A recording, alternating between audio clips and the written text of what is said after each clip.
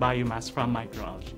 What is interesting about our research on algae, we found out that there's a lot of algae farmers, especially in the Visayan region and the Mindanao region. They actually produce seaweeds or macroalgae. And in their production, they're having some problems in the drying process. And this is where our research at La Salle University comes in. We have collaborated with the physics department to look into the cell level of the microalgae and be able to understand how water comes out of the algae. At the same time, we at the ME department have been developing various technologies of how to dry algae. In the past, we were able to do a solar dryer. By having that prototype, we were able to gather an ample amount of results. Now, with this externally funded project from USAID Strike, we are developing an enhanced solar dryer for the seaweed farmers to be able to help them in their drying process. If we can just be able to dry this in 2 days, that would be already a great help to them.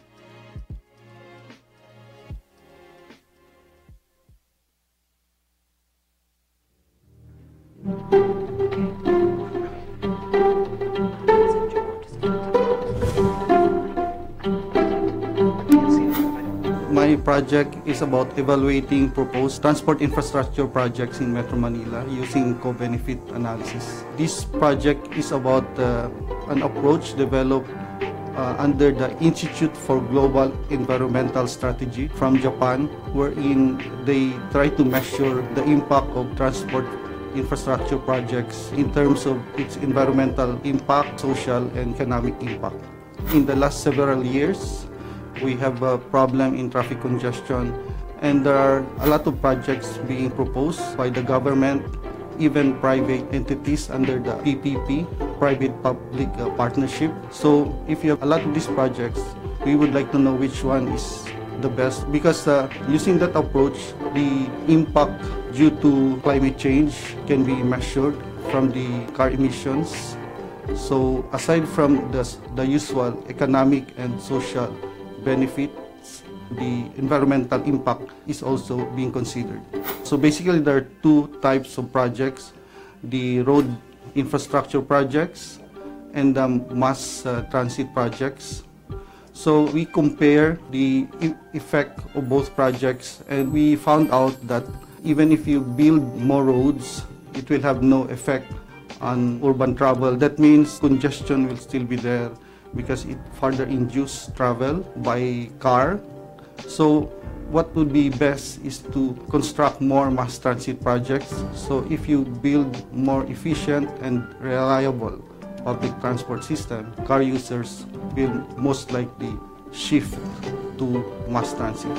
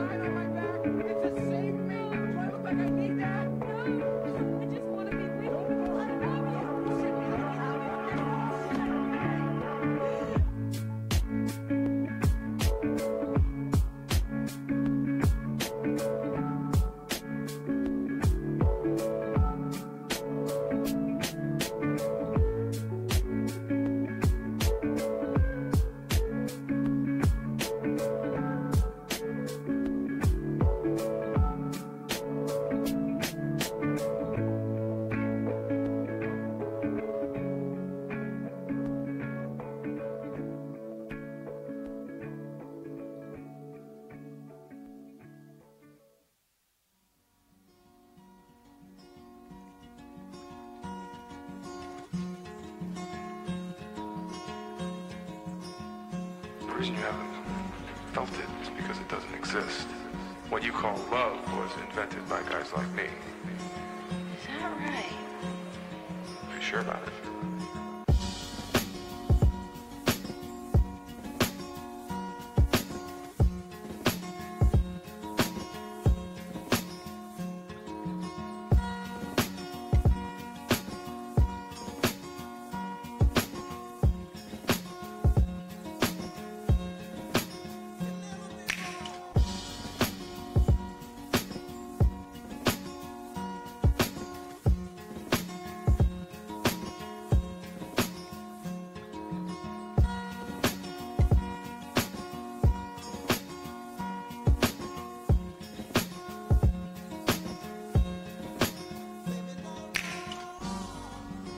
I'm living like there's no tomorrow.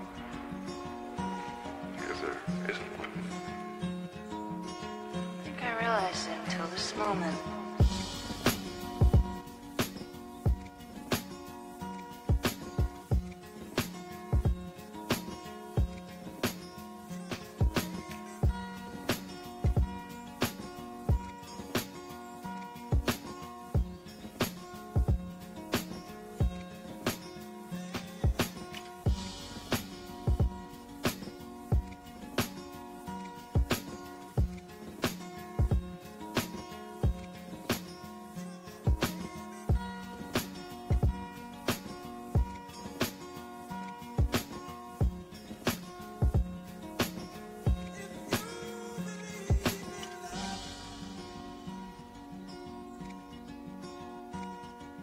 It must be hard being a man, too. You're born alone and you die alone, and this world just drops a bunch of rules on top of you to make you forget those facts, but I never forget. Love was invented by guys like me.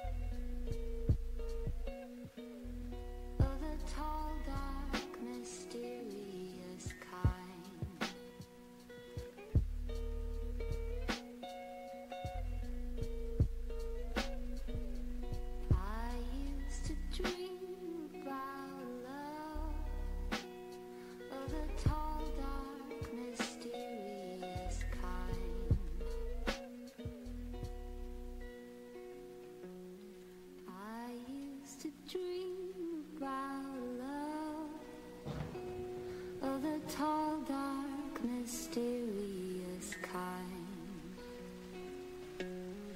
I had it all figured out,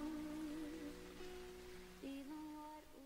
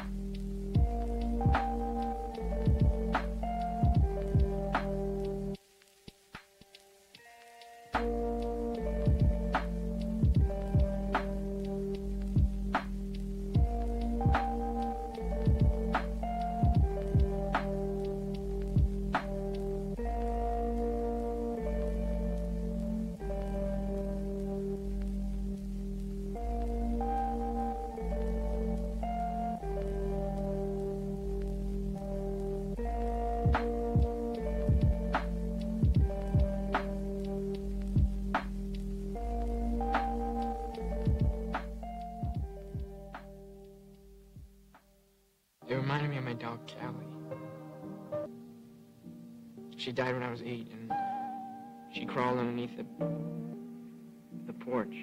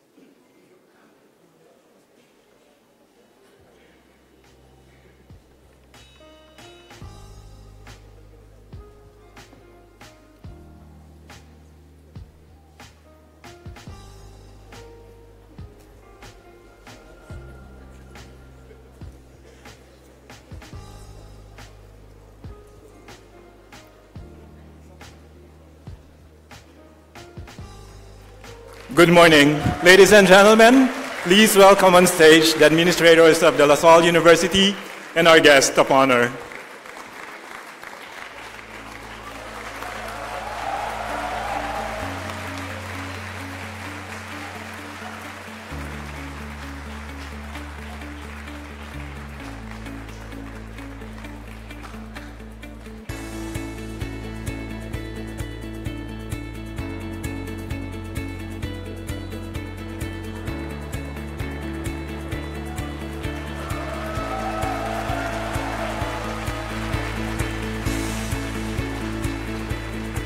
I am Brian Gozon of the DLSU Ramon V. Del Rosario College of Business, and I will be your moderator this morning.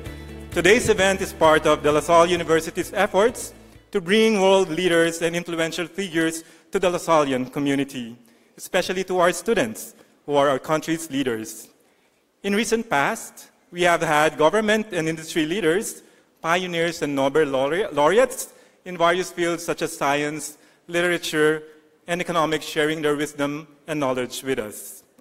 Our university is delighted and honored to host today's special guest, a leading figure and advocate of sustainable development, an innovative, influential, and inspiring entrepreneur and philanthropist, as for a forum with our students. Please rise for the Philippine National Anthem to be led by Mariah Moriones, to be followed by an invocation to be led by Vice President for Lasallian Mission, Brother Michael Broughton, FSC.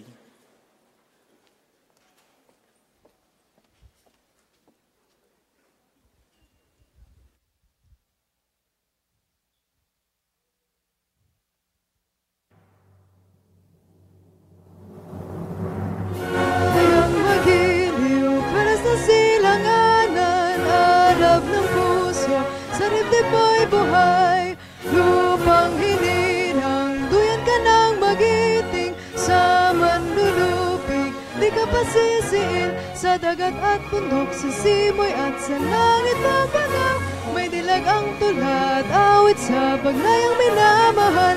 Ang kislap ng watawat mo'y tagumpay na naglililim.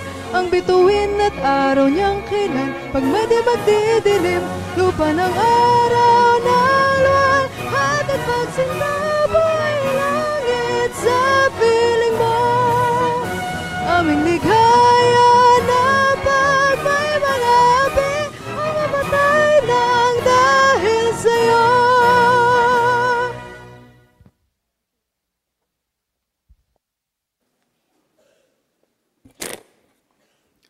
Let us remember that we are in the most holy presence of God. In the name of the Father, and of the Son, and the Holy Spirit. Amen. Loving Father, we thank you for the privilege and honor of having with us today such a wonderful example of humanity. We thank you for the gift of Jack Ma, who today stands before us as a wonderful teaching to all of us that despite the many adversities of life, one can rise above, that one can truly achieve so much. Help us all today as we stand here before you to consider for ourselves that each one of us, gifted and talented as we are, can do so much more to make a difference not only in our own lives, but in the lives of so many others. We thank you for the privilege of being here. We thank you in a special way for our guest of honor. We thank you in a very special way for the people who made this day possible for all of us. We humbly make this prayer in your most holy name. Amen. I will continue, oh my God, to do all my actions for the love of you. Saint John Baptist de La Salle, live Jesus in our hearts. In the name of the Father, and of the Son, and of the Holy Spirit. Amen.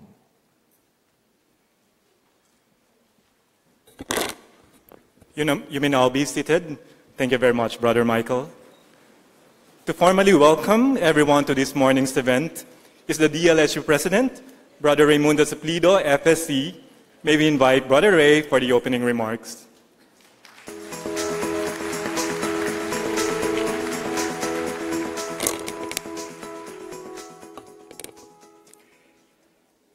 To our distinguished honoree, Mr. Jack Ma,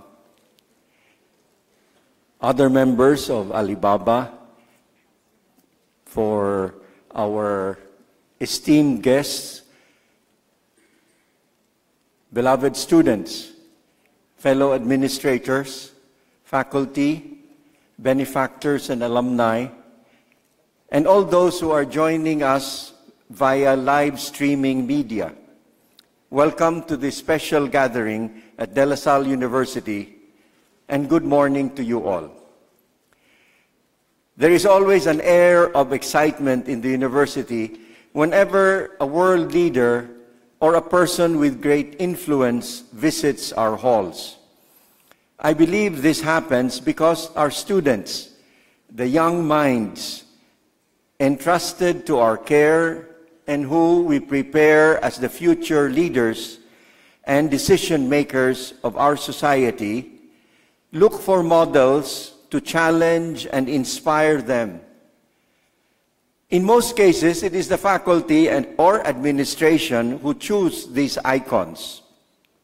Today is an exception because it was the bold invitation of a student leader that catalyzed our resource person to accept to come and dialogue with the hundreds of young people here this morning. Let us give a big hand to Ms. Mikey De Vega, President of our student government.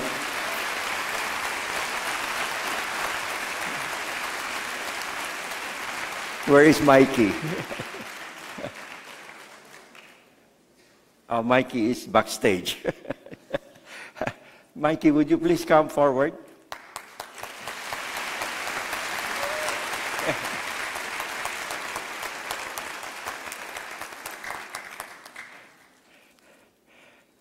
She helped make today's gathering a reality. Thank you, Mikey.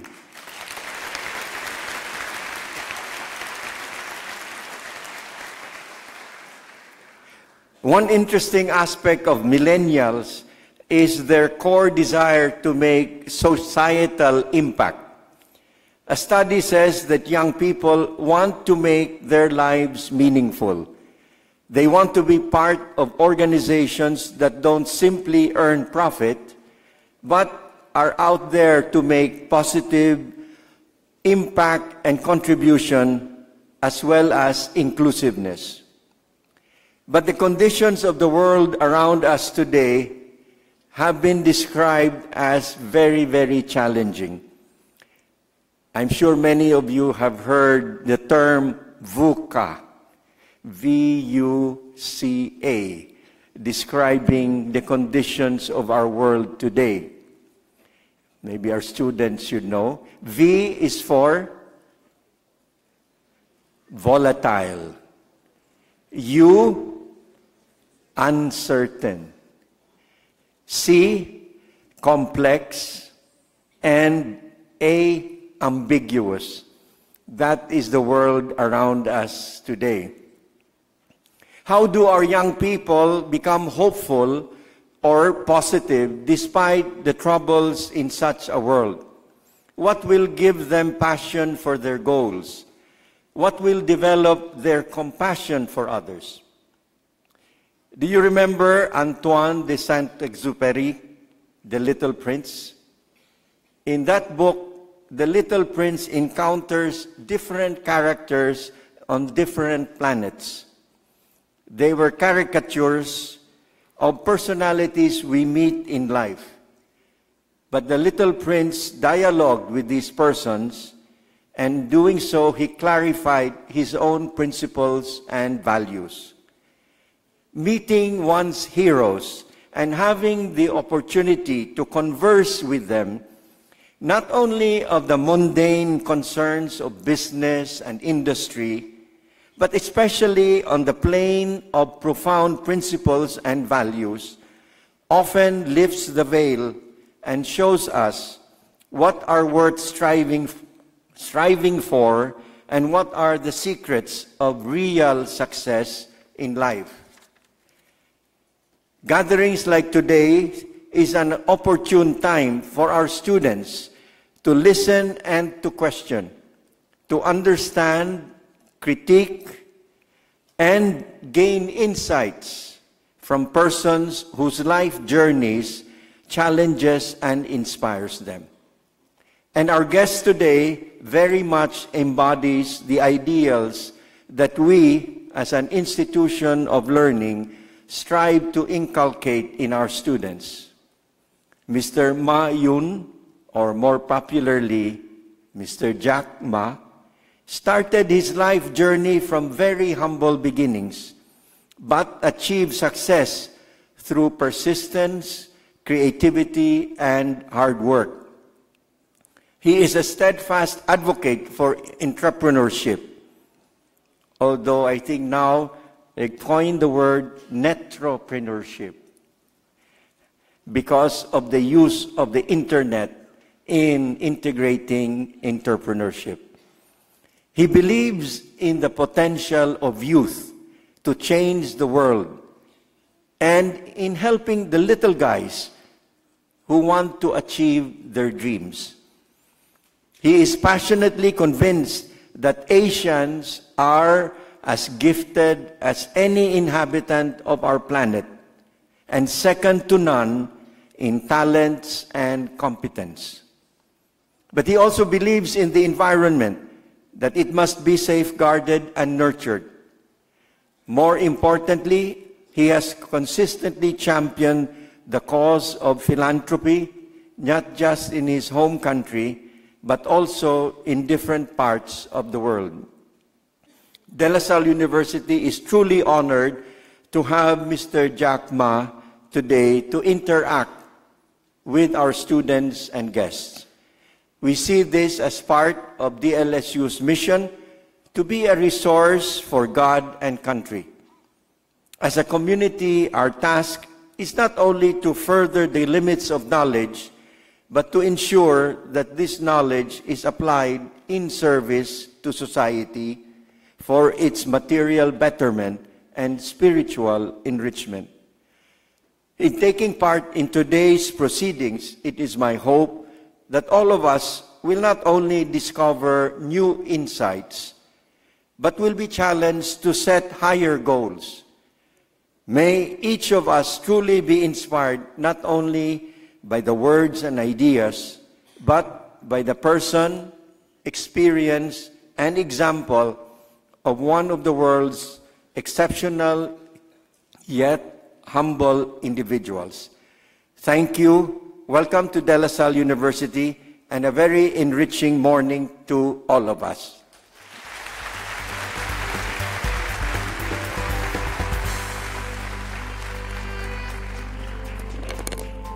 Thank you very much, Brother Ray. De La Salle University will now confer on Mr. Jack Ma, founder of Alibaba, the honorary degree Doctor of Science in Technopreneurship. May I now call on De La Salle University Board of Trustees Chair, Mr. Edgar Chua, De La Salle University President, Brother Raimundo Suplido, FSC, Chancellor Dr. Robert Roleda, and Mr. Jack Ma to please stand at the center stage.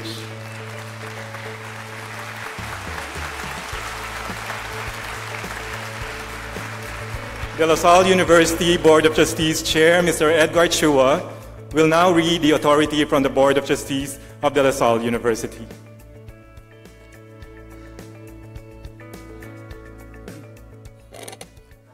Resolution of the Board of Trustees of De La Salle University, Inc., conferring the degree Doctor of Science in Technopreneurship on Mr. Ma Yun.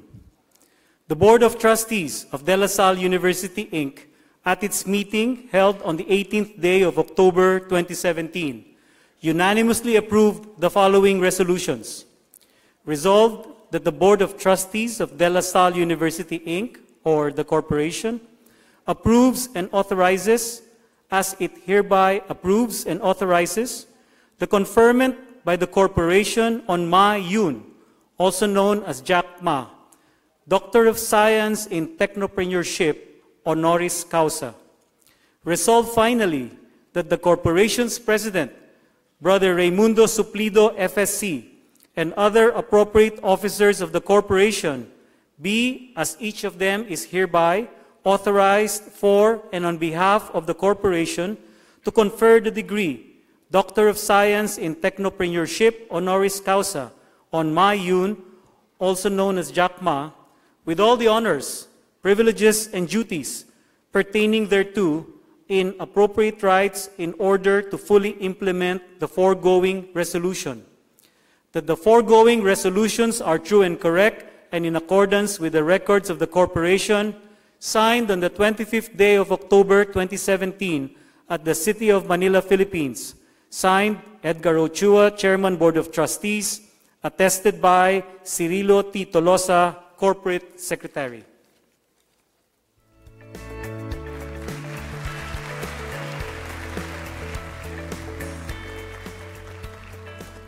The citation reads, whereas Ma Yun was born in Hangzhou City, Zhejiang Province of the People's Republic of China, whereas he earned his Bachelor of Arts degree, major in English, from the Hangzhou Normal University in 1998, and was conferred an honorary degree by the Hong Kong University of Science and Technology in 2013. Whereas his work experiences include being the founder and chairman and chief executive officer from 1991 to 2013, and executive chairman from 2013 to present of the Alibaba Group. General manager of the Co-Fortune Information Technology from 1998 to 1999. Founder of China Yellow Pages from 1995 to 1998, and lecturer in English and International Trade at the Hangzhou Electrical Engineering Institute in 1998. Whereas he is the recipient of several prestigious international awards and citations. He received the 2015 Entrepreneur of the Year at the Asian Awards and the 2009 CCTV Economic Person of the Year Award, Business Leader of the Decade Award. He was named by Forbes magazine as the 30th most powerful person in the world in 2014 and by Businessweek as Business Person of the Year in 2005. He was listed by Time magazine among the world's 100 most influential people in 2009, by Businessweek among the 25 most powerful business people in Asia in 2005, and by China Central Television among its top 10 business leaders of the year in 2004.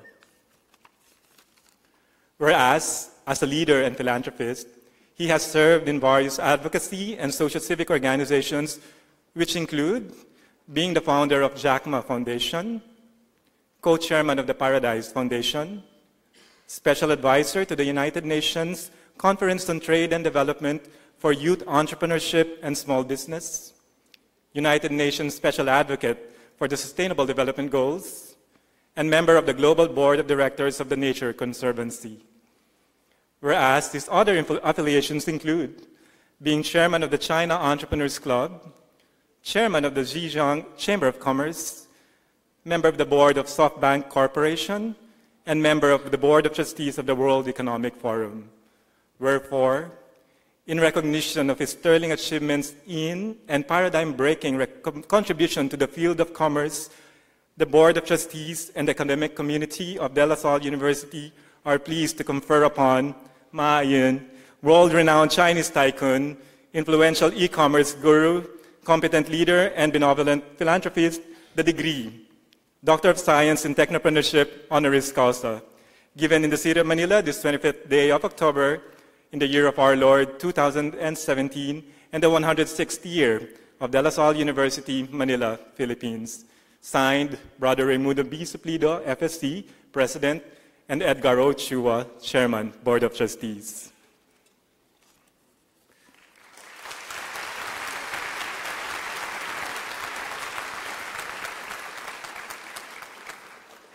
Mr. Chua will don on Mr. Jack Ma the doctoral gown.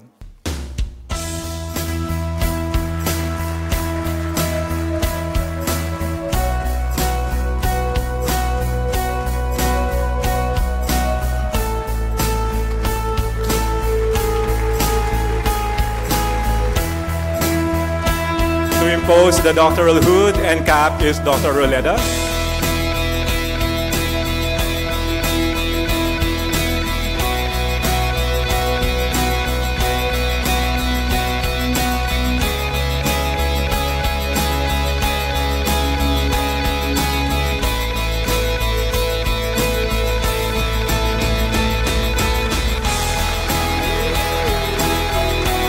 To present the diploma is Brother Ray Suplido, FSC, to be assisted by Mr. Chua.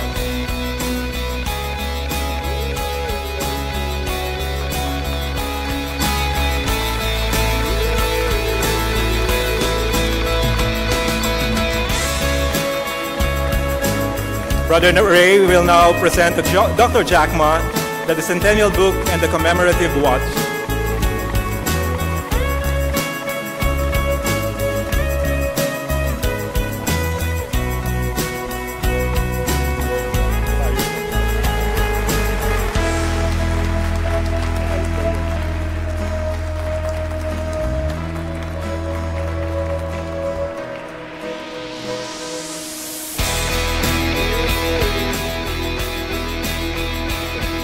Dr. Jack Ma, Doctor of Science in Technopreneurship honoris causa, will now give his response.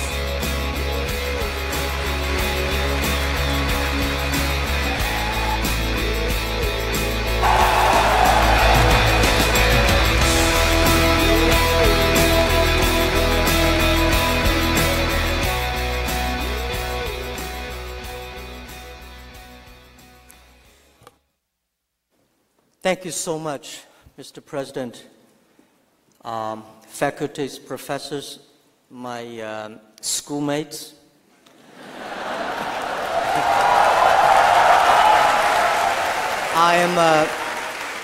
I'm extremely honored and humbled to be able to get this honor. I never thought in my life that I could be able to achieve this. When I heard about this news, I was sitting there and thinking, Doctor of Science in Technopreneurship. It's a great title because I'm not a technical guy. I know very little about technology. And I have never been trained to be an entrepreneur. And my English I taught myself when I was a kid. I never got even one-day training outside China for my language. And all the things, the titles, the honors that are given to me today, I'm extremely humble. I never thought that in my life, 53 years in the past, I could be there. But one thing that brought me here is the responsibility, is the mission, is the people I work with. And I think today it is not only an honor, it's the responsibility. It's the wish and it's the mission that I can bring the rest of my life. And this is a great university with long history, great mission. And the thing I feel most excited about is this university carries the mission of SDG, the Sustainable Development. And as one of the United Nations advocates for that, I feel extremely happy for our school to continue this mission. I believe it's not the technology that changed the world. It's the dreams behind the technology that changed the world. Last centuries, if you want to be an entrepreneur, you have to have money, relationships, and in China we call it 关系. Today, or in the future, we have to solve the problems by the dreams we believe, by the technology we have. And I think in the future, we'll not only have the entrepreneurs, we're going to have called entrepreneurs, we call ourselves net entrepreneurs, because 80% of the business will be online. And I'm very happy to learn the word tech entrepreneurs. The technology is going to change. The combination, the marriage of technology and entrepreneurs is going to be the success factors of the 21st century. When I see this name and this doctorate, this title, I think our school is set for the future.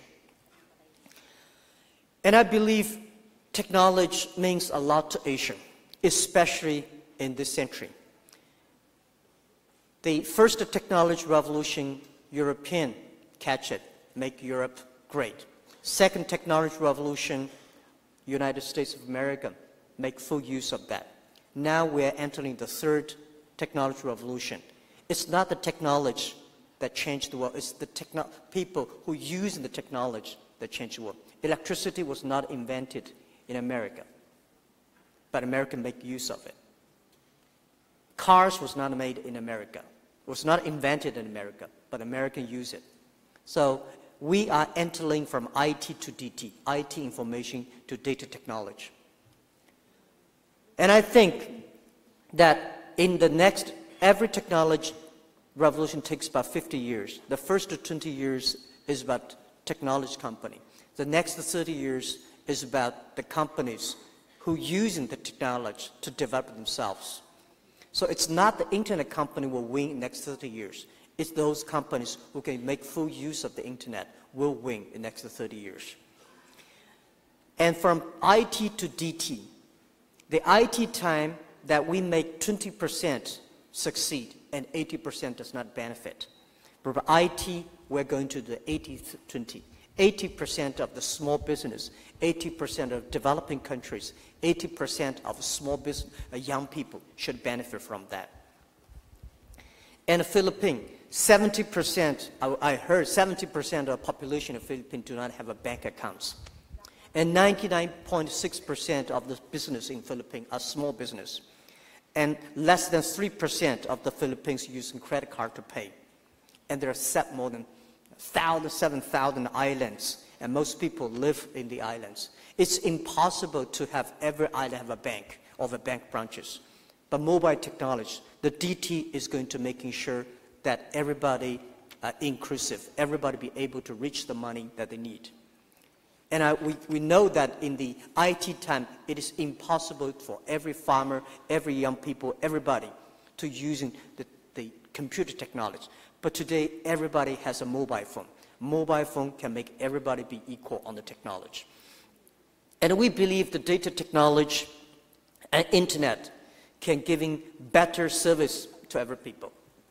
Financially, market reaching, mentorship, all these things can be reached by the data technology. And also, I think, last century people focused on manufacturing. This century people will focus on the service industry, because manufacturing may not be the main driver for creating jobs. The artificial intelligence, the robots will kill a lot of jobs for manufacturing. But service industries will always be the key. And Philippine people have the best heart of service, which I think I benefit a lot. And I think that the Philippine people's, it takes centuries to build up the conscience, the heart of serve people. And Philippines has this great talents and great capabilities that no other countries in the world have that. And I think this is so, but also on the other thing, one of the dreams that I told Ali Enter Finance, Ali Pay, in past 3 years. Because there are so many people so many Filipinos serve the people around the world in any areas. They send the money back, remittance. The costs are too expensive. How can we make them sure that the money they make, they can send it back with almost zero cost?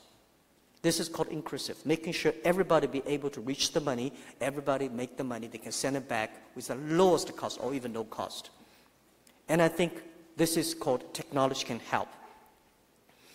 And today, a lot of people worry about technology.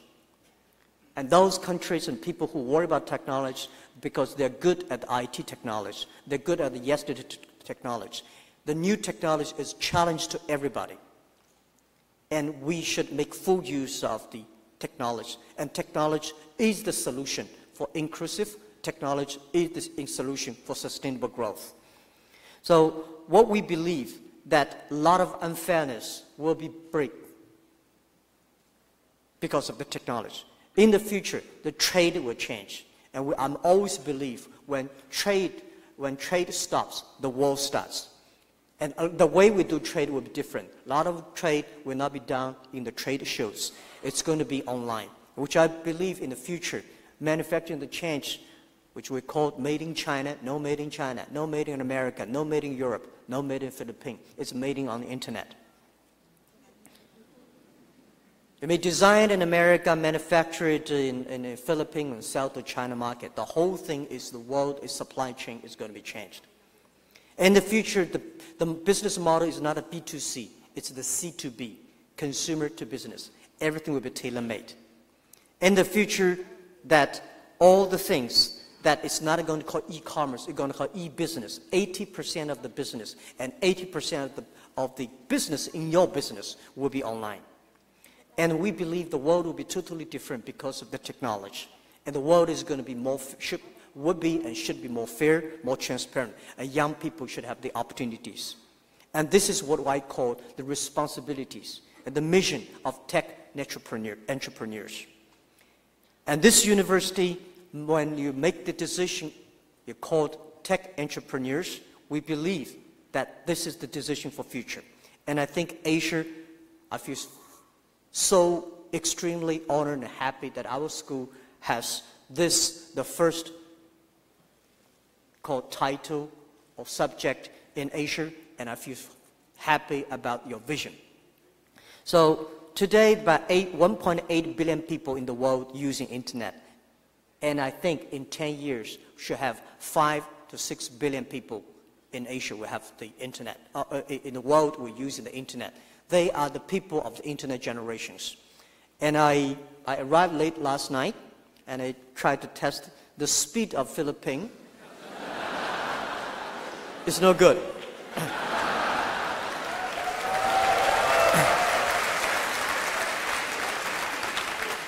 But this is the potential. This is the opportunity. And I encourage that government, entrepreneurs, everybody that will work together to improve the speed and coverage of the internet. If we're not covering the internet, it's going to be worse than just like 100 years ago. our cities, our country is not connected to the electricity. It's going to be worse. So we have to making sure everybody is connected, because when you're connected, you can be mobile. When you are mobile, you are everywhere. So I think we have problems today, but there is always solutions. As I say, young people never scare the future. Those people who scare for the future, they don't have the future themselves. So let's work in together and improve the environment. Let's work in together to use the technology to be more inclusive. Let's work in together financially, as I say, build the marketplaces and now enable every entrepreneur. They can reach the market, any city, anywhere, and not only domestic, but also the world. We should also build up an inclusive financing system. Everybody be able to reach the money. We should build up a logistics systems that every business can deliver their products anywhere in the world. And we can also build up a network, a service network that enable every young people travel around the world. This is all we want to do. Thank you so much. It's a great honor.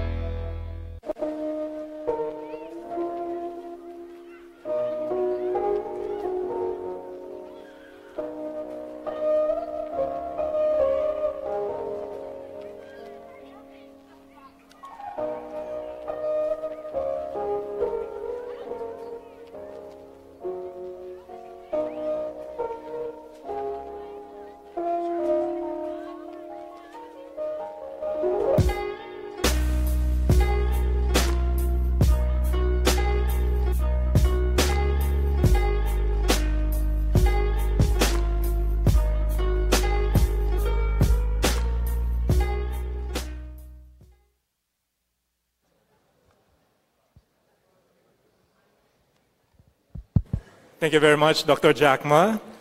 Dr. Jack Ma will now have an open dialogue, engagement with our student government president, Mikey De Vega, and star scholar Van Vicente.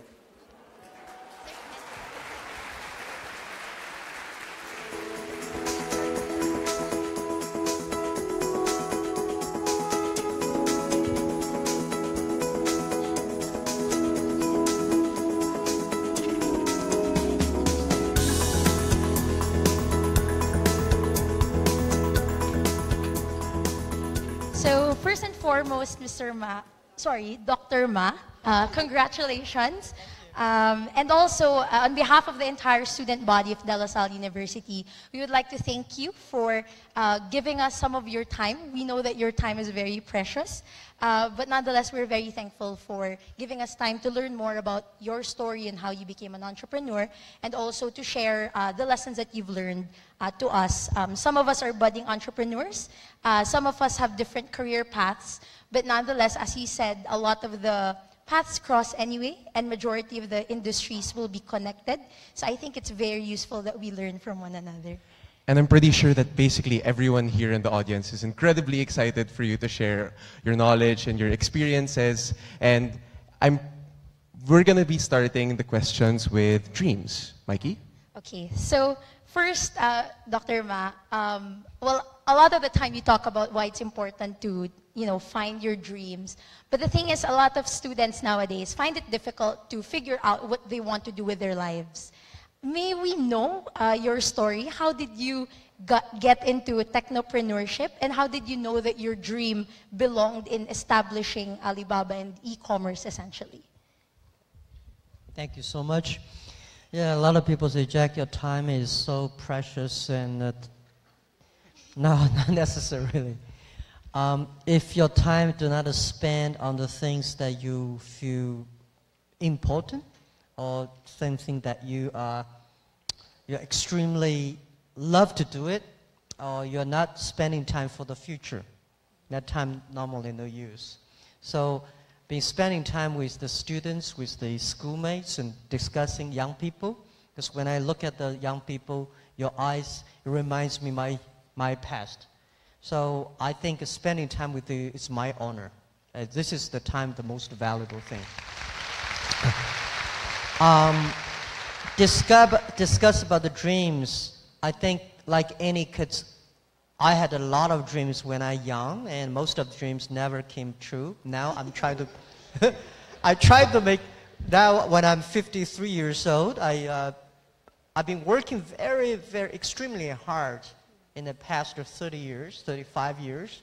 Now I think it's time to think about my childhood dreams, to sing songs and be an actor and painting, everything. I want to try everything because you have to work hard, then you can realize a lot of dreams that sound stupid and crazy when you were young.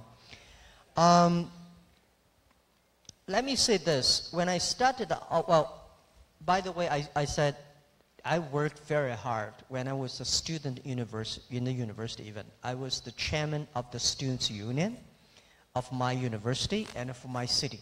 I spent, I would say, 70% of my time serving in the students' union, supporting young people. That gave me a lot of experience that working with the people relationship, helping people. By helping people, I get a lot of fun, and when I get more fun, I help more people.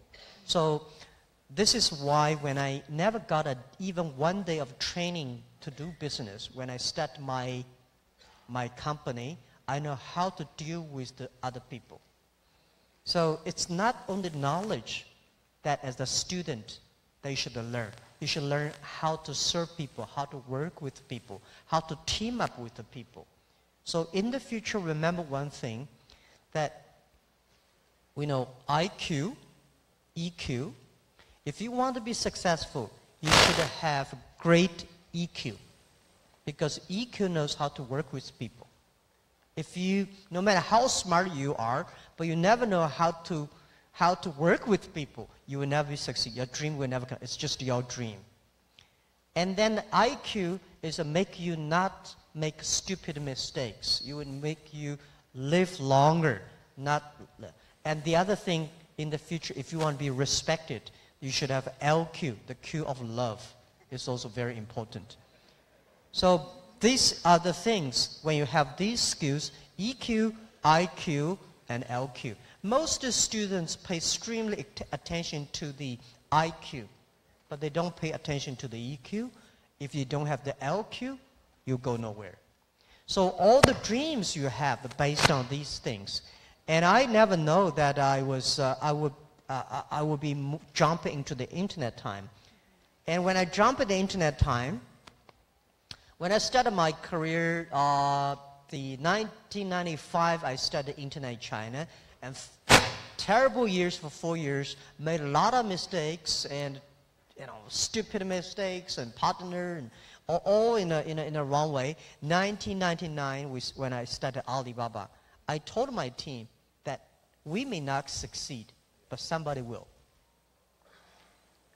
And I never know, and we never realized after 18 years, we can achieve that much. So if it is your dream, you can never go far. If it is a group's dream, you can go further. So I make our Alibaba dream, not my dream, it's a dream of 18 founders. Later it became a dream, today it became a dream of 60,000 people. And we make the dream, try to making sure that everybody, our dream is to enable everybody can realize their entrepreneurial dreams through the internet. So young people, remember, don't worry about it, is that a silly dream? No, if you really believe it, it's a great dream. So believe something that you're really passionate about. Don't believe it because the other people think it is important. I never think, when most people like it, I don't like it. When most people don't like it, I will think about it. This is that you make yourself unique. You are you. And doing business is about, do anything is about because you are so unique. There are about 7 billion people in the world, but there is only one you. That's what we see. Yeah. So, Dr. Ma, a lot of young people and a lot of students have a hard time sort of sticking to their dreams. So after one failed class or one failed acting audition, they immediately get discouraged. So what advice can you give to young people so that they can continue sticking towards their dream even in spite of all the obstacles? Yeah, one thing, when you have a dream, you have to think one thing. The dream is great. The thing behind the dream is tough. Right? So when you want a dream is that you have to ask yourself, what do you want to sacrifice? Not say, I want to do anything to get my dream, but what are the things you really want to do? You have a failure, you have mistakes, people don't like you, people don't team with you, all the stuffs. When you have a dream, you have to think the backside of the dream very clearly. So everybody ask yourself, what do you have? Right? And what do you want? And very important, what will you give up? If you don't think about what will you give up, you will not have what you have. So when I started my business, I know internet 1995, 90s, nobody believed internet in China will happen. So if I want to sell my products, I know today as a salesman, I go out, 10 people. If I talk to 10 business people always say no. Why people want to help you? People say, nobody helped me. Why people should help you? People help you, that is extremely you're lucky. People don't help you, that's very common. So when you go out, nobody have a deal with you, you say, yeah, I'm right, nobody deal with you. If you got one deal, you should be honored, extremely happy because you are extraordinary. So don't be discouraged when people don't help you. Why people should help you? You should earn the right to be helped. Right? So when you have a dream, you have to ask, what are the things you want to pay for the dreams? Okay. So that's a very interesting perspective, Dr. Ma, really understanding what you're willing to give up. Now we want to talk about this role model that you've often talked about in a lot of your interviews, Forrest Gump. Oftentimes, you cite this quote from that movie, "Life is a box of chocolates." But with that, we wanted to know more about how you stumbled upon Forrest Gump and what kind of different perspective in the world has watching that movie given to you. Yeah, that's a very interesting question. The day I watched the Forrest Gump was in a friend's home in Seattle. And that week was my most frustrated, dismayed, period. I was so upset. I was cheated by my friends, and I failed. Like 5 projects, all failed.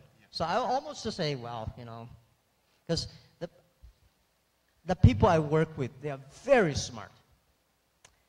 And we know that internet was not easy in 1995, 1996, 1997. But we did not realize it's so tough. Then I happened to be in Seattle, in my friend's home, and he had a video, the Forrest Gump, we watched that. That evening, and I watched the movie, I think we have to stay foolish with our dream. Don't think we are smart. We have to stay foolish with our dreams, and we have to continue. Be simple. Like Forrest Gump is very simple. He's not a smart guy. He continued to do running. He thinks that, he said, nobody, you know, he only want to make business benefit from catch shrimps. A lot of people want to make business, make money by catching whales, sharks, you know. You got to do business with big companies. So I thought that time, yes, he's right. We should serve normal people. We should catch shrimps. We should supporting small business. So be simple, stay foolish, and no matter what, you know, just to continue. And do not complain others. Only complain yourself. Checking, what's the problem with me? Did I change myself? Later I found a lot of people fail because when they fail, they always complain about the others. That's his fault, that's that problem, that problem. And only those people always check their own problems. These people survive. These people succeed. For years, for part of 18 years, I don't think Alibaba may complain a lot. If you complain, you have to have a solution. If there's no solution for complaint, don't complain. Right, that's it. So in the movie Forrest Gump, you talked about the shrimp, right? There were basically days before they finally caught that big haul of shrimp. So Forrest had to go through a lot of failure before he got success. With that, you've always said to young people that they should be able to learn more from their failures rather than their successes. What do you think the types of failures young people make that they should learn the most from? Oh, yeah. Let me tell you that one day I was reading a biography of general after Second World War. And I feel impressed not is how much victories, successful battlefield that he achieved. I think, wow, you know, if I were just young man at that time, I could do better. But I was impressed by how many suffers, the terrible experience that he survived. That surprised me. The grandfather always tell us, you know, oh, Jack, I've been doing that much. I made a lot of mistakes. I'm still surviving. I say, wow. But if he say, you know, I've been achieved that much, I say, hey, you know, if I were your age, if I were at that time, I could do better. So people will feel proud when you tell your grandson about how much tough days you have gone through. I think one day I share with my kids, my grandchildren, how much Alibaba have gone through the tough days, the mistakes. Doing business is just like go to the battlefield. The survivor wins. No matter how brave you are, you're dead. People forget you within 3 days. But if you survive, you always have chance. And go to battlefield is that an experienced soldier know that how to hit himself and then fight. Young soldiers just to go out to fight. There are different reasons for success. There are various reasons for one person to be successful. But there are almost the same reasons for people who fail. Greedy, right? Wrong team, run too fast, with too much money. By the way, you will never make big mistakes when you don't have money. Right? So people say, if I have money, I'm going to do a big business. No, no, no. remember that all the mistakes the other people made, you will make it. So you have to learn, if you want to be successful, learn the mistakes the other people, learn from the mistake the other people made. Not because you will avoid these mistakes, because you know how to face these mistakes and troubles when these things come. Right? When you suffer a lot of mistakes, we say, wow, this guy's coming, these mistakes come. How the Jack Ma did it, how Bill Gates did it, how Obama did it. You know, when the tough day comes, it's not because you can't avoid it, because when the problem comes, how you face it. With great attitude, then you succeed. Yeah. Dr. Ma, other than that, I think one time you also mentioned that giving up is possibly one of the biggest failures that a person can do. But I think when it comes to young people, oftentimes we have our crazy dreams and we try to seek advice from older people or more experienced people who sometimes tell us that's not going to work or this is how you make it work. How do we make it happen such that we still continue our dreams, but at the same time we take criticism, but we don't give up? Because more often than not, that's what happens. Yeah, if you have a crazy dreams, don't talk to your grandfather.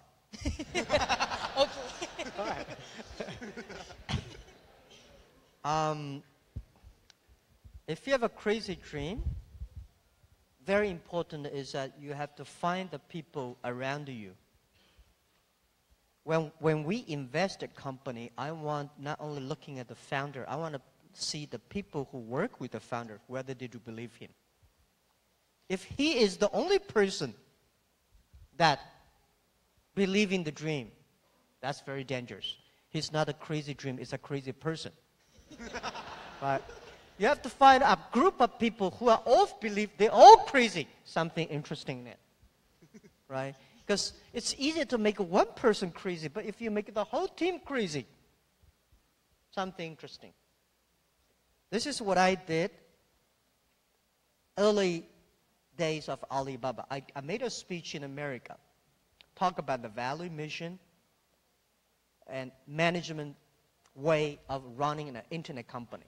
That was very early, 2001, 2002. There is a guy, an American guy, sitting there saying, hey, this is a crazy guy.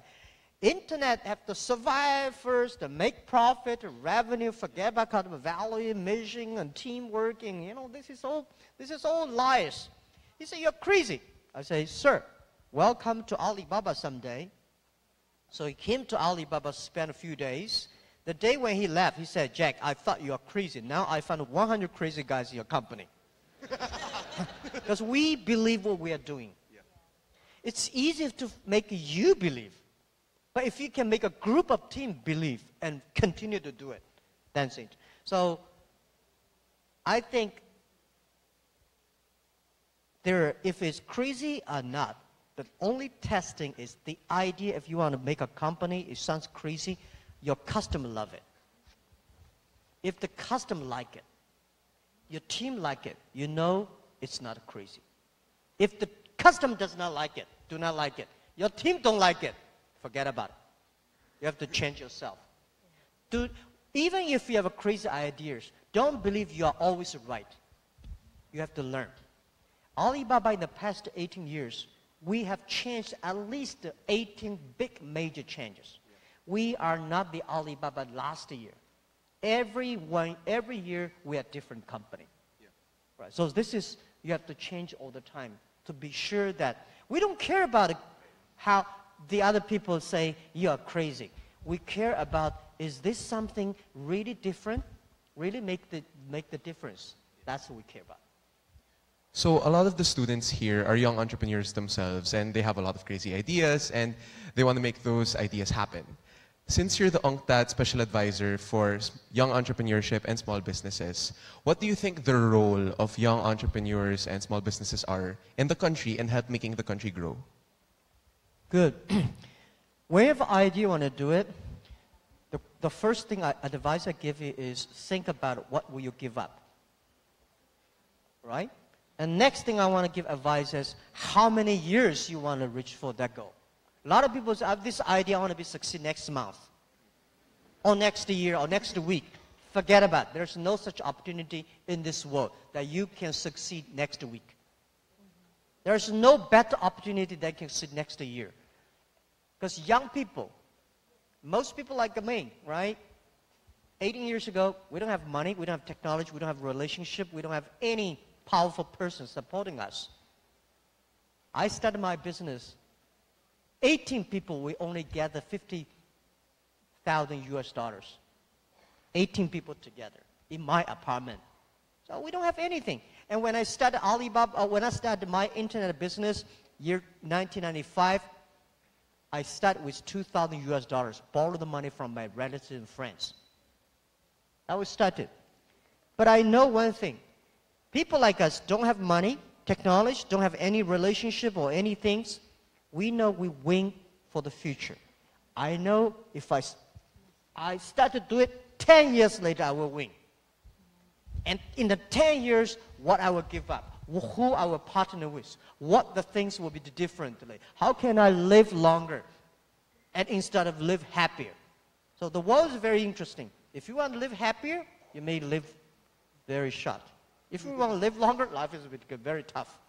Okay, you have to exercise every day. Right? So this is the life balance. So young people, when you have a dream you want to do, and think about how many years you want to make this thing happen. If you think it's about 3 years I can be successful, prepare for 10 years. If you think I have 5 years to succeed, prepare for 15 years.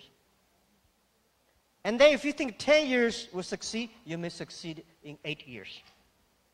So you should have a long preparation, determination.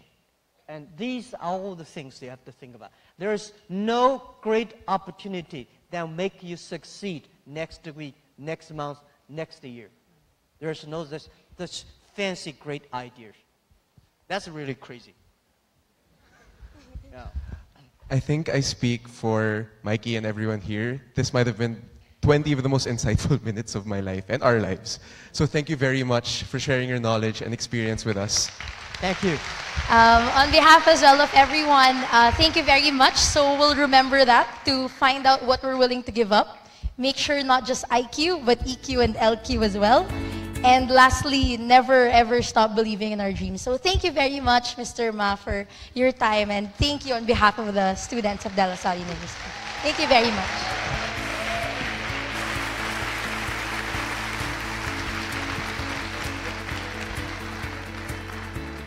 Okay, thank you very much, Dr. Jack Ma, Mikey, and Van. At this point, may we invite RFM Corporation President and CEO, Philippine Center for Entrepreneurship, Go Negosyo founder, Presidential Consultant for Entrepreneurship, and Lasallian, Mr. Joey Concepcion, to share the stage with Dr. Jack Ma and continue the conversation on entrepreneurship.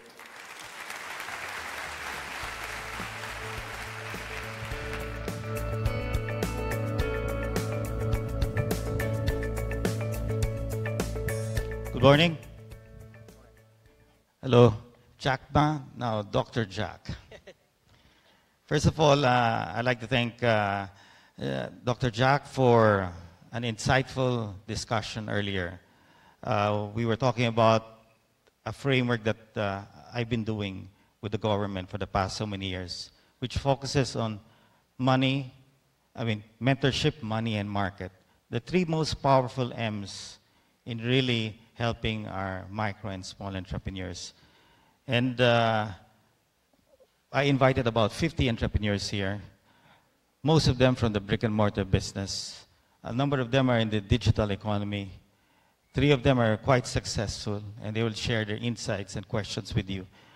And I think the brick and mortar are here because they're scared of the changing landscape, the destruction that is happening in the way things are happening. So I wanted to ask you, do the old economy or the brick and mortar businesses have to fear that much? What is their solution to preventing themselves from disappearing? Yeah, I think the old economy should not fear, but they should change immediately. The past 20 years, internet technology changed the world, but it will speed up next 30 years. And every 3 years, it's just like 30 years. So if you do not start to change, it's going to be tough. It's going to be really tough. I'm not scaring people because I've been doing that in China for years, telling people that the new business model. So how, just like the older days, if you're using horses and buffaloes and the other guy use electricity, you don't have a chance at all. If you are doing business, still think about I design and I make and I sell called B2C, but the other guys, because the new technology, they become consumer to business, they become C2B, they become tailor-made. They're using the social logistics to network. They reach the market quicker, faster than you are. They're using the internet to find customers abroad, across the board. They're using data technology much cheaper. You don't have a chance to win. So I think, please change quickly. It's not a competitor killing you. It's the future kill you. If you kill yourself. And how you can change? Embrace the change. Do not be scared by technology. Technology, I would say today is so simple and easy. The only thing, spend the time on that. I think because you're an entrepreneur, you're smart enough. If you really sit down together for 3 hours, deep learning, it would change. A lot of people just don't like it. I think I don't. The world is so this world is so difficult to change as successful people. Successful people have millions of ways to tell you, I succeed yesterday. So you guys forget. So let us learn from young people. Today, technology, internet technology are so simple, so easy. And most of the internet companies like us, we give you free technology, free services. Why not try free? Young people, because they try free, they succeed. So I would say, don't be scared. Don't be fear. Just go ahead.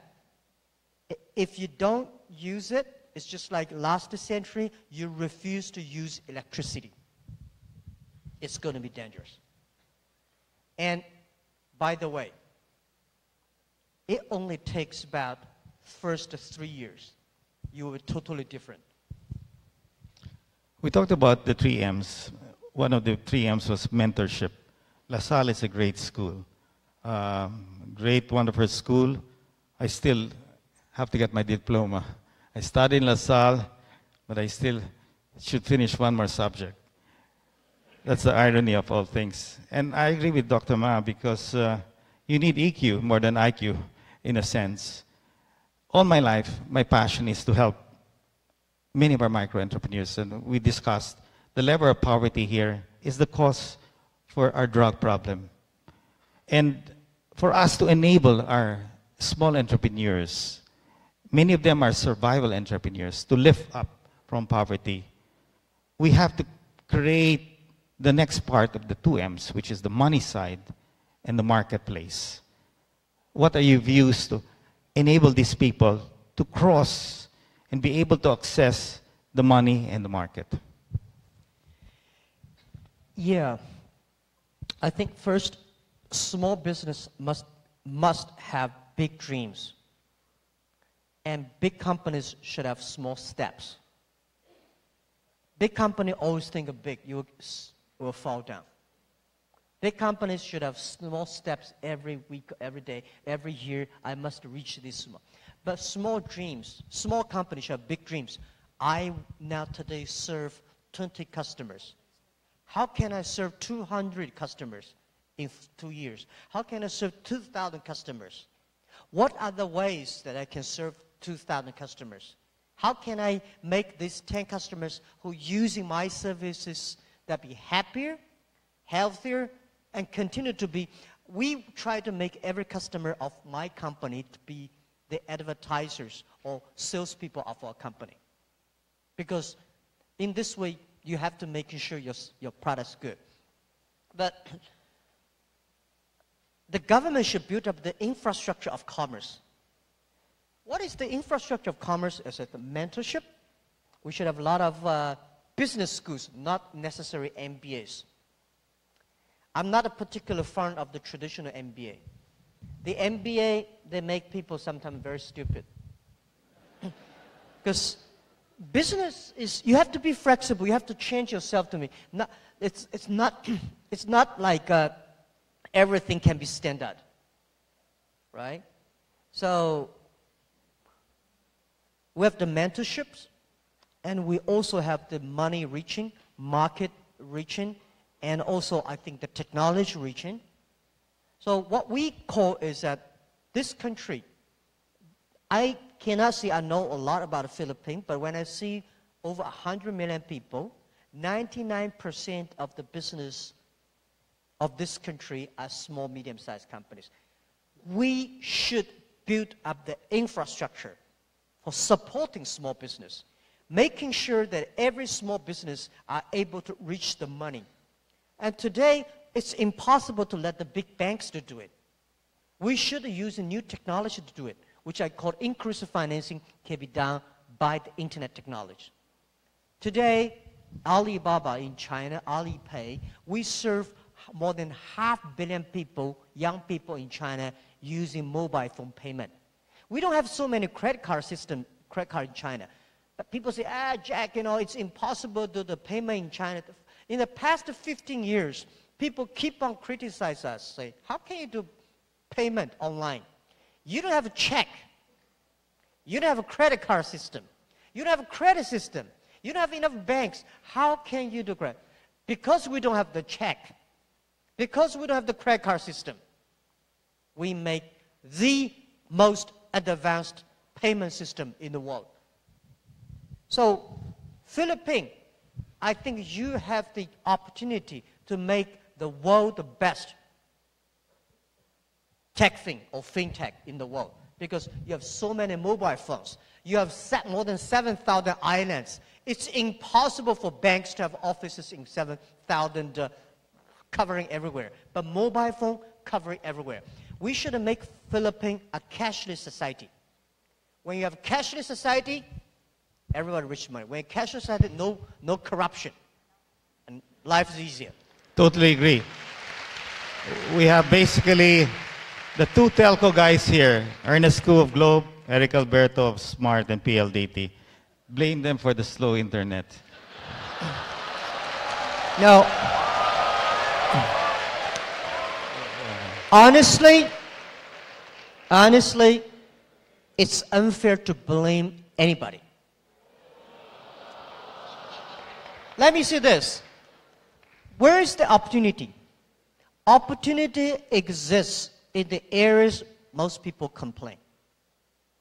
If you can solve the complaint, you have the chance. When we started Alibaba, the speed of internet in China was terrible. Much worse than today's Philippines. Oh, much worse. Right? At that time, not even 3G. But that's not an excuse for mobile phone companies to let. Slow speed has slow speed services. Faster speed has faster speed services. But it's a great opportunity for the telecommunication companies to invest. This investment, I'm guaranteed, you will get the return back. They're going into the 4G now, so that's going to speed up the internet. I think this is the opportunity for everybody. If the 4G, the 5Gs continue to, it's going to make the country good, make everybody good, and finally will be good. Before we go to the students to ask questions, I wanted to just call two successful techpreneurs, Robbie Antonio. Briefly, can you ask Jack Ma a question?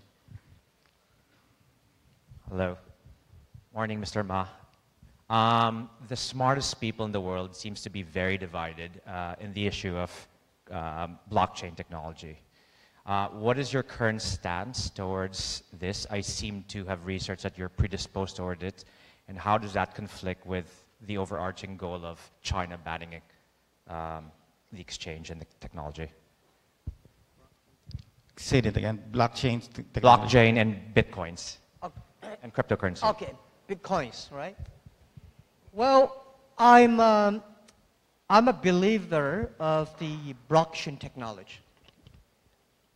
And we have a specific team in the company, Ali Anti-Financing, focused on researching on that. Because we are believer of globalization. We are believer of free trade. In the future, the global trade, global business, globalization, there are a lot of money transferring. What is the safest way? What is the most efficient way to do that? So we put a lot of efforts on that. So I would say, let me say this about technology general-wise. Company like us, we should not win our market by advertising dollars. We should win our market by innovation. Alibaba should not get our profit from the size of the business. We should get our profit from the technology that we be invested inside. We invested heavily 9 years ago, started on cloud computing and big data. Now for financing, we invested heavily on blockchain. But Bitcoin and this, I'm not a big fan of that yet.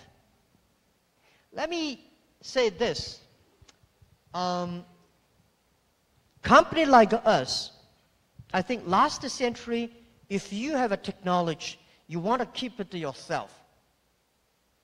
Today, in 21st century, if you have a technology, the only way to make you powerful is enable others, even enable your competitors. So we, Alibaba, will spend billions of dollars on technology. And when we spend the money on the technology, we are making sure this technology is inclusive to the others. So blockchain technology is the big investment that we invest in on that. But we, as I say, we also would love to partner with others. Got it. Okay. Robbie basically raised money on his company called Revolution. This is the first Filipino company who valued it at $1 billion US. So congratulations to this guy. Yeah, thank you.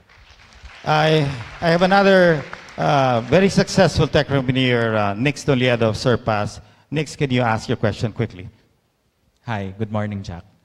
My question is around the EWTP initiative that Alibaba has taken. What are the implications of this for Southeast Asia? And I guess more importantly, for traditional businesses and retailers, how should they view the EWTP, knowing that it can be very disruptive to their current business models? Thank you so much for this question. For EWTP, it stands for Electronic World Trade Platform. A lot of people don't like globalization. I think globalization did a fantastic job in the past 30 years. They pump up the global trade, but it's a growing pain. It's still a baby, only 30 years old. The problem is that it benefits 20% of the developed countries.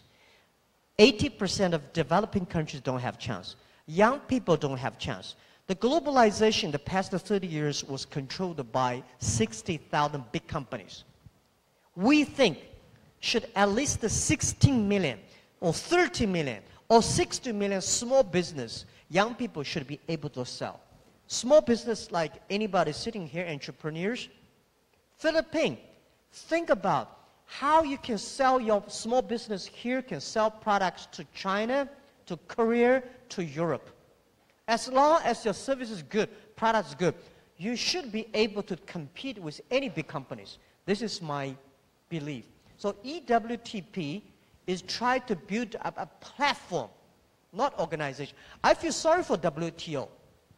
When you put 200 government ministers in one room to agree on something, impossible. Right? But if we put the 2,000 business people in a one room, we can agree on something. The only thing we want to do business.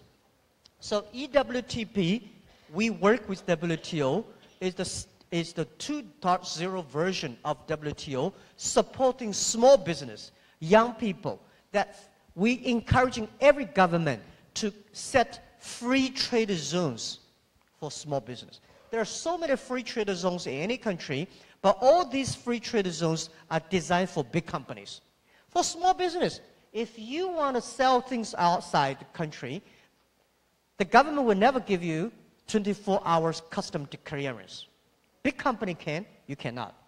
So we want to build up a process, a platform, a way of doing business. Then every small business, you can global sell, global buy, global pay, global delivery, and global travel.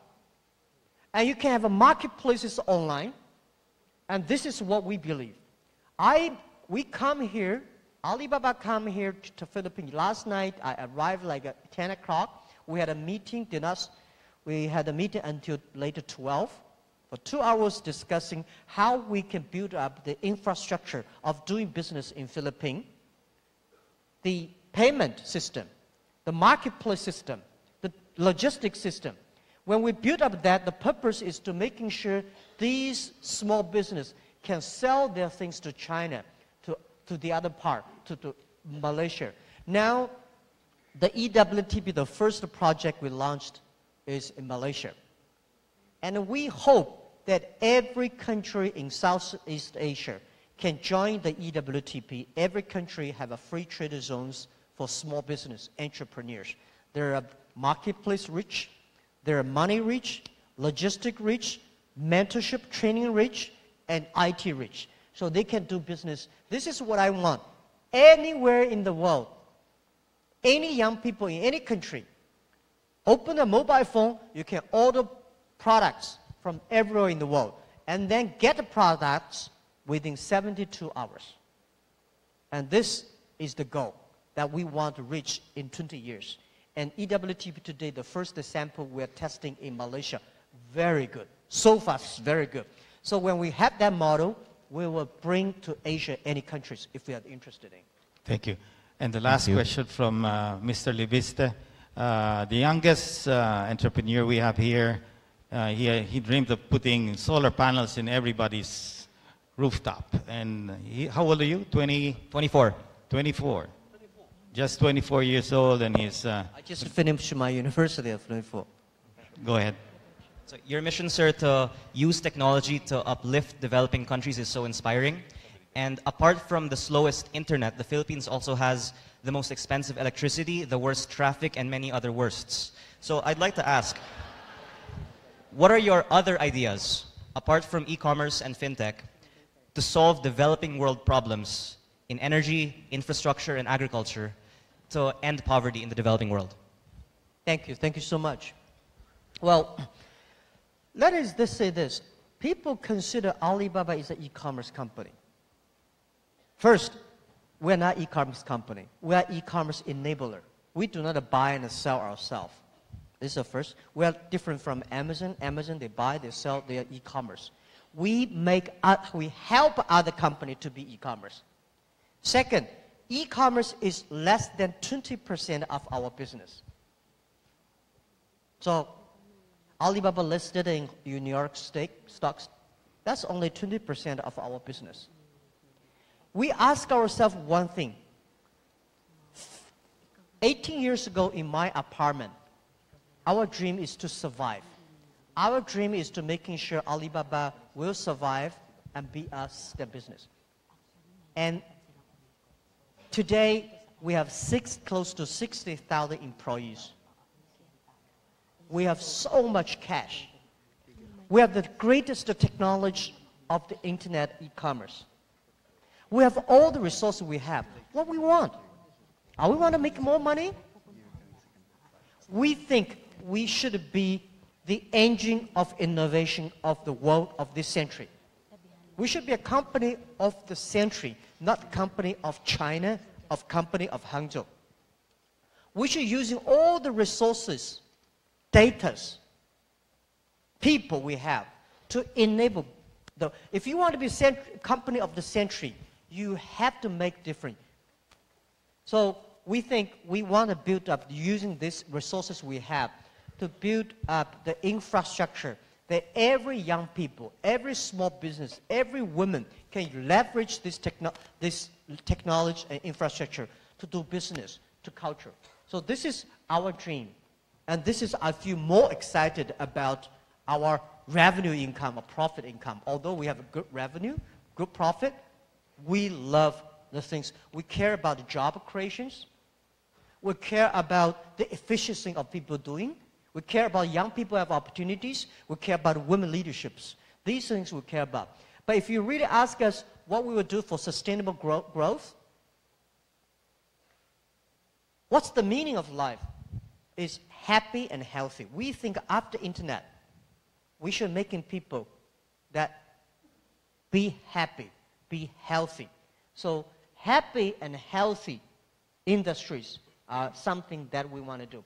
If you want to be healthier, healthy food, healthy environment, healthy water, healthy air. If you want to be happier, you should have the belief, you have the value, you have the dreams. I don't want to make this, our company, become a company, a machine of making money. And this is how we do it.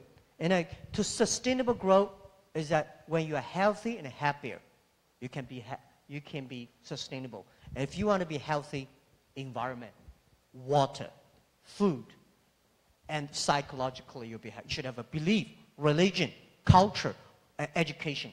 These are the things that using technology, if we can empower these things, we are the company that I feel proud for working day and night, that it's worth it. Otherwise, it does not make any sense for making more money. I cannot spend a lot of money. This is the tie-up I've given by, I don't dress like, I don't wear watch, no rings, no necklace. I think, how much money you can spend? You can only sleep one bed. You can only eat 3 dinners.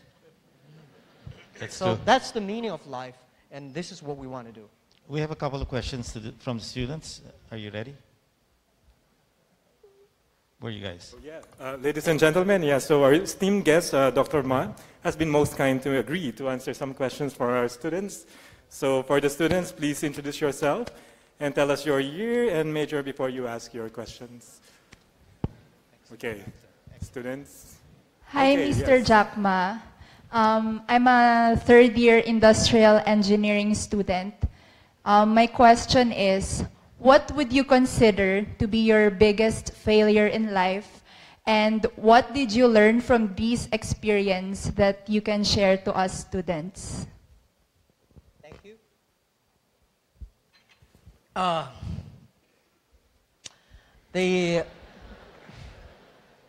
My biggest mistake that I don't want to make is the day when I retire, the company collapse. Right? This is what I don't want to see. Because everybody will sick, everybody will get old, everybody will die. We've been working hard for 18 years, and this company want to last 102 years. So we will never see Alibaba is successful because we're only 15, 18 years there, 84 years to go. In the next 84 years, we may have 100 times or maybe 1 million chance we disappear.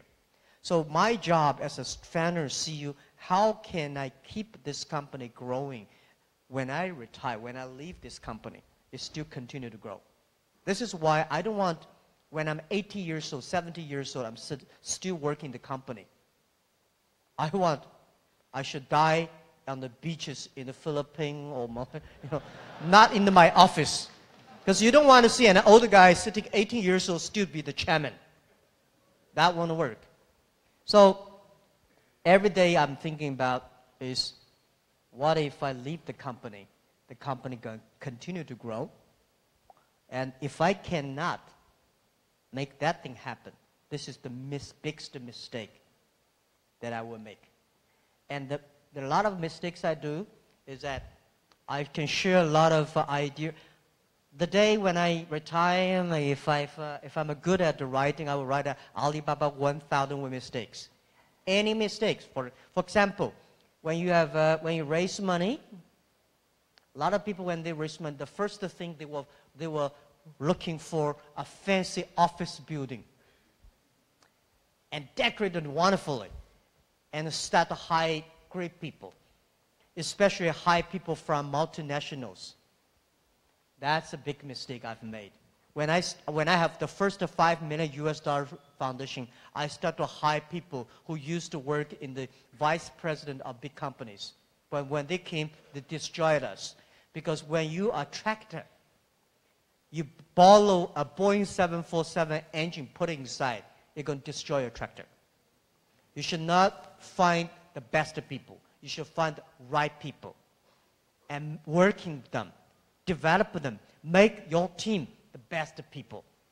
There's no best people in the market. The best people is always in your own company. That's the mistake I learned, and I want to share with you. Thank you. Next. Okay. Hello. Good morning.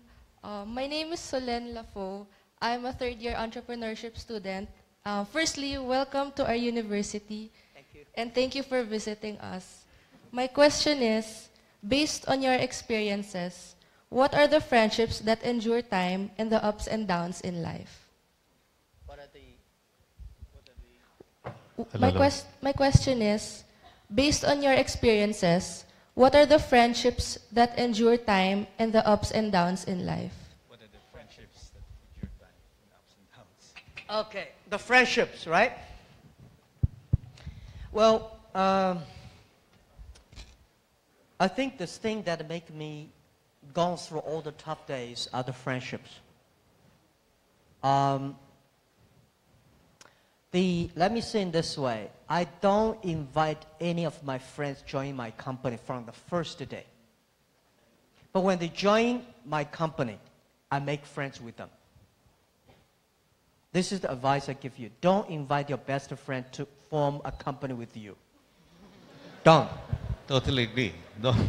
Yeah, don't. I see so many tragedies. There are cases may succeed, but most possibly you will fail. It's better to make friends when they join the company, treat them. But when the company is that big, you cannot make friends with anybody. We can make colleague friends with them. So friends means when I'm in trouble, I talk to them. I talk to my friend, my colleagues' troubles. Even to today, early days, whatever problems I have, the company have, I tell them openly, friend. I trust them. Right? What's the wrong? We're going to run out of money in 3 weeks, so what are you going to do? Don't shock them by problems. So, friendship means based on trust. My team trusted me, and I trust them. I know my team can do better than I am. And I know they can survive.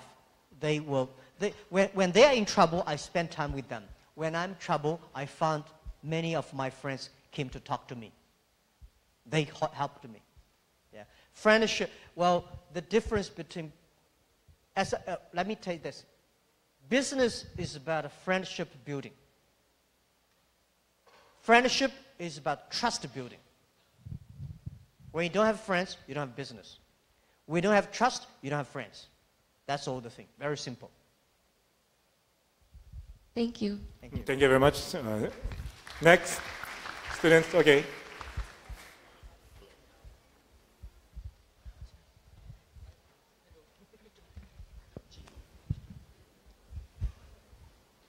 So, hello, Dr. Jack. Good day. I'm Gio, and I am a third-year psychology major student. So, and here's my question. So, the trend today is that there are many young people who do things simultaneously. So, they have their full-time jobs while doing their studies or doing part-time work, while there are others who also wanted to pursue their plans or passion in doing business, and open up their businesses. So in the perspective of prioritization, what advice can you give to these young people who wanted to pursue their dream of doing business while doing these other tasks? Say that again. Make it simple. Okay, so given that the young people of today have a lot of things that they really wanted to do, what advice can you give to the young people of today in terms of prioritization? What advice can you give to them? All right. That's good. First, let me say, young people have a lot of things to do. He wants to do a lot of things. It's better than a young people without anything he want to do. A lot of things you want to do, at least you have hope. I like these kind of people. But you have to focus on the things. And how to focus, what's the priority? My way, it's not maybe not correct. You have to pick up the things that you are really passionate about. You love to do it. When you do business, you have to do things you believe in. You love to do it. If you're not like it, if you don't like it, you cannot sustain. So you love it, and you have a passion about it. This is my priority.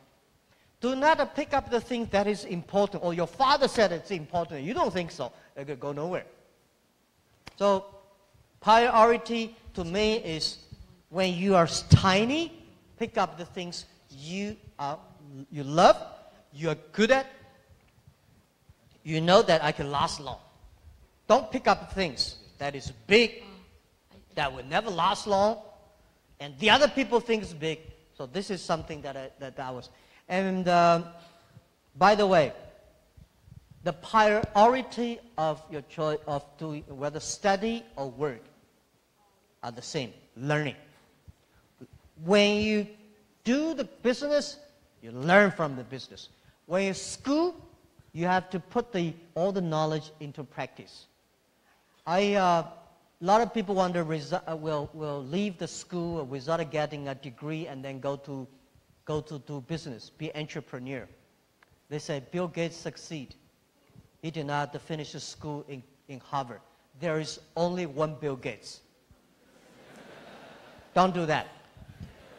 Right. Today it's much easier. Your school in the daytime, in the evening, open a shop online and buy and sell. Start to learn. It's a great experience. All join the students' union, support the people. All work in the part-time, the weekend, support these entrepreneur school companies. Be a person there working the weekend. You learn. So, sorry I speak a lot today because I don't think we can speak every year, but I want to tell something that is helpful. When you are 20 to 30 years old, please find a good boss. A good boss is better than a good company. A good boss will discipline you, train you, develop you. When you're 30 to 40 years old, try to do something. If you really want to do something yourself, try to do it from 30 to 40. When you're 40 to 50 years old, do something you are good at. Don't do something you don't know anything about. But when you're 50 to 60 years old, focus on helping young people. When you're over 60 years old, spend time with your grandchildren. This is 80%, right? Not everybody, but most people doing that. Jack, there's an entrepreneur here, a woman entrepreneur, a serial entrepreneur. Her name is Miley Villanueva. Myla, you had a question for Jack.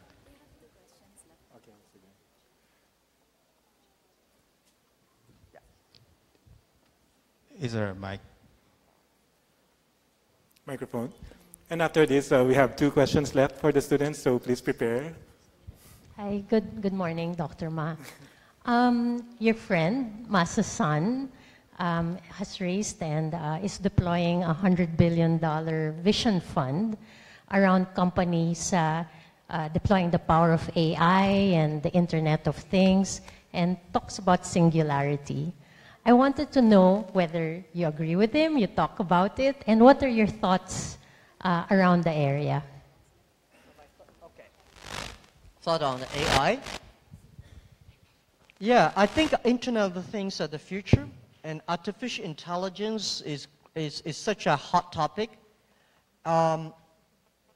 this is something different from the American way of artificial. I don't think artificial intelligence is a good word, proper word. I believe it's called machine intelligence. I think human beings have wisdoms, machine have intelligence, and animal have instinct. Today, the artificial intelligence is trying to make machine think like a people. Human beings only know 80% of their brains. And how can you make a machine to learn from the 80%? And for example, when we judge people, we use human eyes, we take pictures, we analyze. Why machine should take the picture, analyze like human being? Machine should have its machine ways. So I think today artificial intelligence in the Western yes, it's good direction but the wrong way. And Alibaba focus on machine intelligence. Machine should do things that human being cannot do well. Machine should learn like human beings, but machine will never be able to think like human beings. Human beings have the belief, have the religion, have the value, machine may not have. So what I would say is that all the university, especially primary school, kinder schools, we have to be very careful. The way we teach our kids today will make our kids 30 years later cannot find jobs. Because machines are much smarter than human beings. They can calculate faster, remember faster. So if we teach our kids the way we taught in the past 100 years, our kids will not find the jobs next 30 years, because machine will take a lot of jobs of us. What are the things the machine can never do? This is something the education system, every country should pay attention to that. So this is what my view about artificial intelligence. And because of the data technology, everything, most of the Internet of the things is going to be made in Internet. Everything will be connected to the Internet. Okay, I'm sorry. We only have, one question, one final question from the students. And okay. And this will be the last question. I'm sorry we don't have much time, so thank you. So, hi, Dr. Ma. I'm Jolo Kotaran, third year Industrial Engineering from the Gokongwei College of Engineering. So my question is, what is the one global issue that you are personally passionate in solving? Yeah, the global issue that concerned me, there are a lot, but I think, as I say, sustainable growth, that every young people should have opportunities. And how can we have the young people have opportunities? We should enable them by technology. And we should change the education system, improve the education system. This is something worried me. If we do anything to control or improve the environment, but the way we teach kids, young people, are the same way we taught in the industrial time, it will go nowhere. So the thing I concern most is about education. We are okay now. If we do not know enough knowledge about what caused the environment problem, what caused the non-inclusive problems. So the things that we teach our kids, the education systems, that is the priority, because I was trained to be a high school teacher. I think a good education system. Let me finally, thank you. I'm very honored to be given the doctorate degree. But I was considered to be a bad student. Primary school, I never passed examination for key primary school. Never got good middle school. Never got, I tried 3 years for entering a university in Hangzhou. I never be the top 10 students of my class. Traditional way of education, I was considered to be a failure, a loser. But the way we do. So what are the things, something that we can do for the future? This is something that I'm thinking a lot about that. This is something concerning me. when we have a good education system, when we train our kids better, our kids will not make the mistakes that our ancestors and our generation have made. This is something that I concern. I really want to put efforts on that. Okay, thank you very much, Dr. Jack Ma, Mr. Concepcion. Ladies and gentlemen, that was all the time that we had for our engagement. We are most grateful again to Dr. Jack Ma for graciously sharing his insights and ideas with us. On behalf of the LaSalle University, thank you very much. Now, since this is for the students, may we invite the student leaders to please come up on the stage for a photo opportunity with our honor guest, Dr. Jack Ma.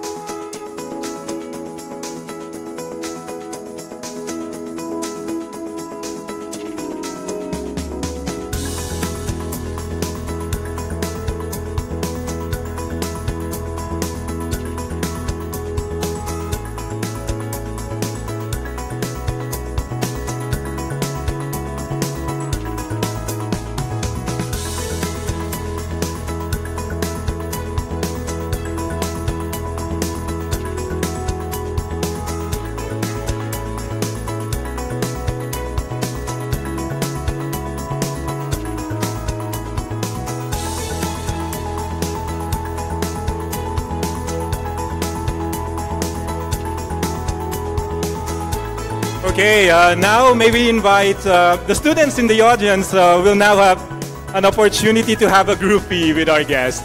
Okay?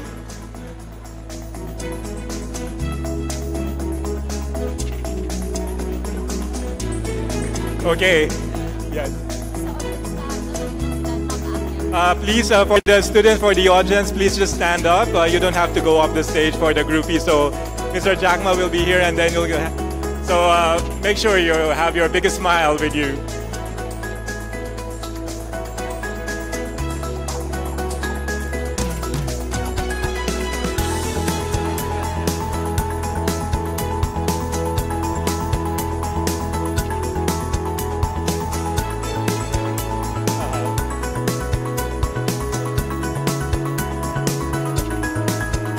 Okay.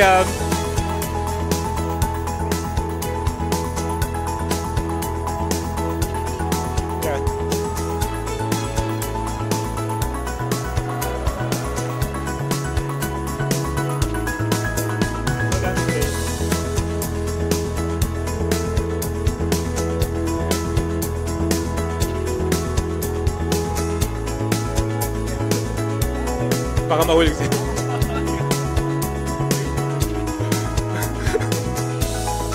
Yes.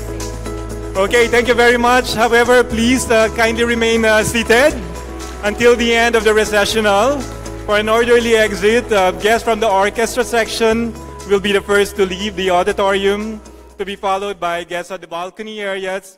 Our ushers will assist you on your way out. Have a pleasant day. Thank you very much.